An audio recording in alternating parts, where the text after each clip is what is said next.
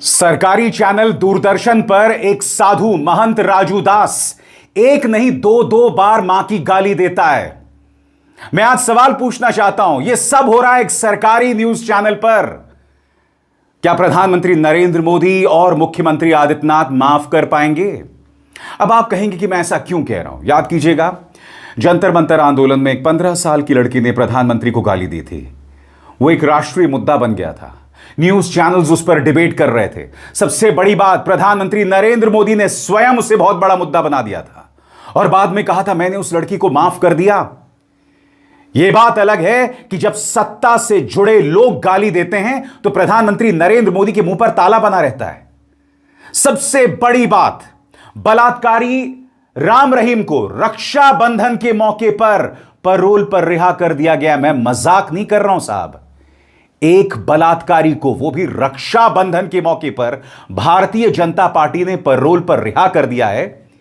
यह है आपका महिला सम्मान। आप महिलाओं के लिए आरक्षण की बात करते हैं, मगर जो महिलाओं के बलात्कारी हैं उन्हें आप पैरोल पर बार बार रिहा करते हैं। देश की जनता को आप चिढ़ा रहे हैं कि रक्षाबंधन के मौके पर आप एक बलात्कारी को रिहा करेंगे।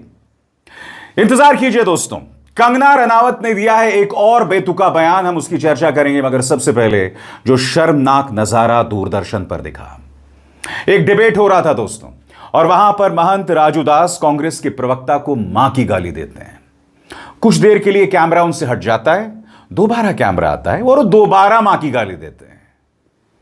अश्विनी वैष्णव जी, वो चैनल जो लोगों के पैसे से फंडेड है, वहां इस तरह के कार्यक्रम, जहरीले कार्यक्रम हो रहे हैं। वो चैनल जो लोगों के पैसे से फंडेड है, वहां आप तिहाड़ से लौटे पत्रकार को साल का 15 करोड़ देते हैं। कुछ तो शर्म आती होगी। मैं आपको दूरदर्शन के वो दोनों क्लिप्स दिखाना चाहता हूं दोस्तों, निहायत ही शर्मनाक मंजर। और ये हमारे साधु संत हैं, भगवा पहने, गाली दे रहे हैं मां की।